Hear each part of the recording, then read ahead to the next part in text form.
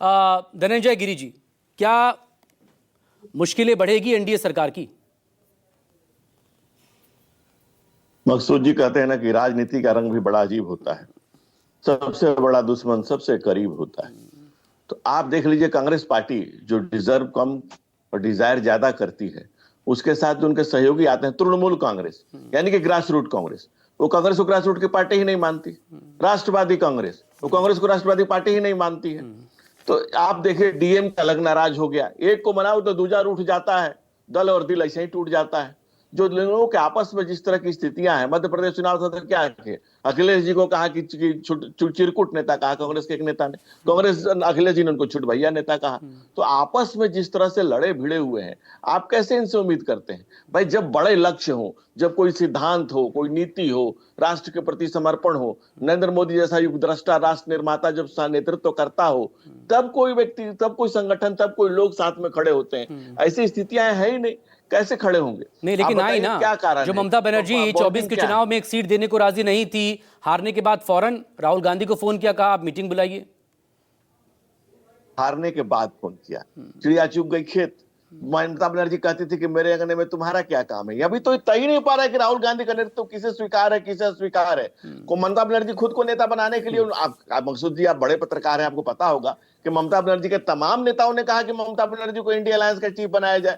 तो नीतीश कुमार जी उसी कारण से छोड़ के आ गए थे। आप जब ये तय ही नहीं है कि नेता कौन होगा, नेतृत्व क्या होगा, नीति क्या होगी, नेशन के प्रति आपकी सोच क्या है, और आप अपना अपना कुनबा, अपना अपना परिवार, अपनी अपनी family of the family, by the family and for the family लेकर के अगर नेशन के सामने खड़े हो जाएंगे, हमका वोट धनंजय गिरी जी, वो तो हर तरह के गठबंधन में कुछ ना कुछ खटपट होती है। अब उपेंद्र कुशवाहा के बेटे को आपने मंत्री तो बना दिया, लेकिन एमएलसी का उम्मीदवार तक नहीं बना पाए, वहां क्या मंत्री पद उनका रहेगा? उधर संजय निषाद का बयान तो आपने सुन ही लिया होगा, मंत्री आपकी यूपी सरकार में, वो अपनी सरकार से नाराज है, खासतौर पर जो एनकाउंटर्स वहां पर हो रहे हैं। देखिए मकसूद जी, दो बातें। पहली बात, मैंने कहा कि नेता, नीति, नियत और नेशन के प्रति समर्पण पता होना चाहिए, तब जनता आपके साथ खड़ी होती है।